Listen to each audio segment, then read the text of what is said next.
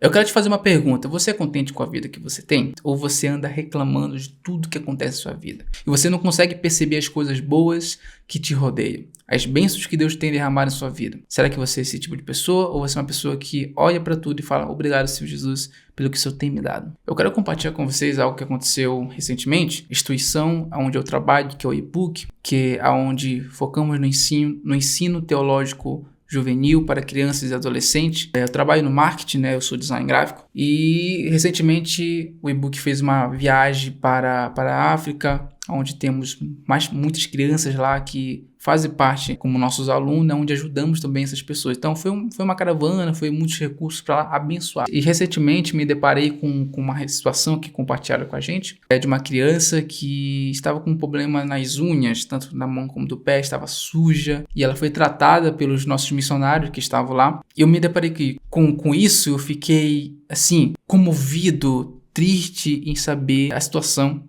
que não só essa criança, mas muitas crianças passam naquele lugar. E é interessante a gente pensar sobre isso, porque o Senhor, Ele tem abençoado muitas pessoas. E refletir um pouco se nós estamos contentes com a vida que estamos vivendo. Por muitas vezes eu me deparei em situações em minha vida que eu murmurei e reclamei demais do que estava acontecendo, ao ponto de eu culpar Deus pelo problema que eu estava inserido na minha vida. Sendo que se eu analisasse muito bem, cavasse lá um pouquinho mais a fundo, o problema que causou foi eu mesmo. Mas nós sempre queremos reclamar de alguma coisa. Parece que está em nosso DNA isso. Vendo aquela situação daquela criança que foi compartilhada com a gente, ela foi tratada, então deram banho nela, tá, muito bem. E a gente reclama tendo muito. E aí são contentes tendo pouco. Essa é a realidade. E a pergunta é, será que nós somos contentes com a vida que nós estamos tendo em Cristo? Ou nós estamos igual ao povo que sai do Egito, mas sai reclamando o tempo todo. E por causa disso, um caminho que era para ser curto acaba sendo longo por causa da murmuração. E eu quero compartilhar com você um versículo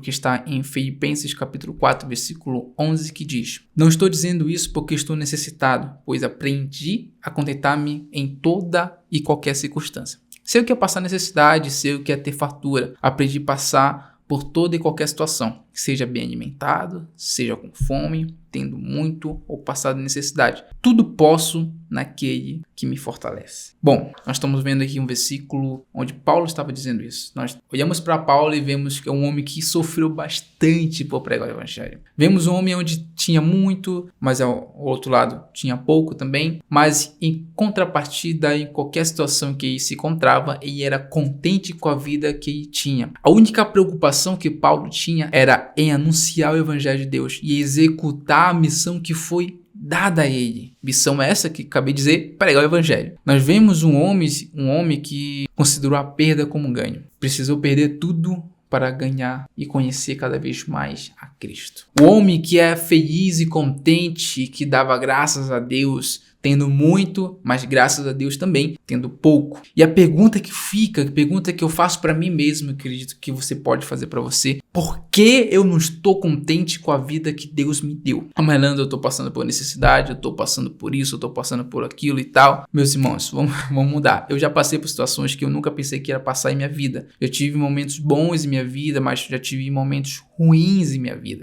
Eu tenho como exemplo a minha vida hoje em dia o que aconteceu há muito tempo com meus pais. Houve uma crise, principalmente na empresa onde meu pai estava, onde foi demitido e ficou desempregado. Se ele está desempregado, precisa alimentar 4 crianças. E aí que pega, como ele vai conseguir dinheiro para isso? Meu pai não tem estudo completo, não tem muitas qualificações. Então ele vivia de bico em bico, que ele conseguia e trazia para casa. Mas chega um momento que eu guardo até hoje no meu coração, é ver um dia que eu e meus irmãos estamos comendo, mas meus pais não estão comendo. Por quê? Porque não tinha para eles. E o que tinha, eles preferiam dar para nós, meus irmãos. Mas eles sempre ensinaram eu e minhas irmãs e meu irmão e meus irmãos a viver contente e feliz. E a gente sempre foi uma família feliz, mesmo não tendo muito, mas a gente sempre dava graças a Deus e era feliz por ter um ao outro. E isso era o mais importante que nós tínhamos naquele momento. E sempre foi. E eu levo muito isso para minha vida, porque chegou um momento da minha vida que eu estava muito lá embaixo, ao ponto de não ter nem o que comer, passando por muita necessidade.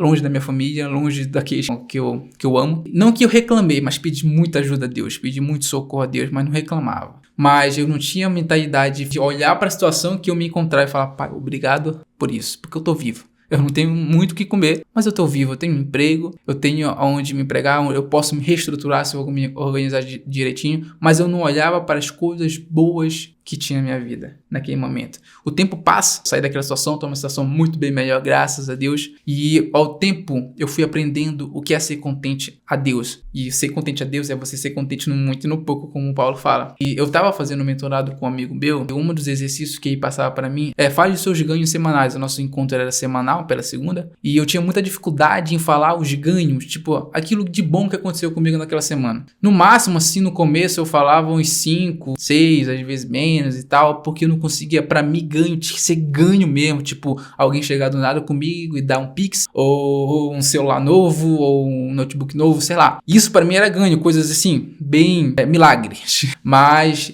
com o tempo ele foi me ensinando o que era ganho. Ganho era poder acordar, ganho era poder tomar um banho, ganho era poder comer, poder ter um emprego, poder andar, poder correr, poder respirar, porque infelizmente muitas pessoas não têm a oportunidade que nós temos. E eu comecei a olhar para o mundo assim, para a minha volta, com um olhar bem diferente, e comecei a notar, tipo, cara, eu tenho muita coisa, eu ganho muita coisa e eu não sou grato a Deus por isso. Às vezes eu espero um milagre para falar: Pai, obrigado por esse milagre, mas eu não sou grato por ter acordado, eu não sou grato por poder me exercitar, eu não sou grato por poder comer o que eu quiser, por exemplo, porque tem muitas pessoas, tem alguns amigos meus que não podem comer o que quiser e infelizmente, cara, tem muitos amigos meus, por exemplo, que não podem tomar um açaizinho, no caso o açaí original do meu estado, beleza? Não esse açaí, nada contra. Mas, tipo, tem muitas pessoas que não podem. E nós não somos gratos por isso, tá ligado? E nós precisamos cada vez mais olhar para nossa vida contente, grato pelo que Deus tem feito em nossa vida. Olhar as bênçãos que Ele tem feito. Teve um momento em minha vida que eu comecei a analisar o que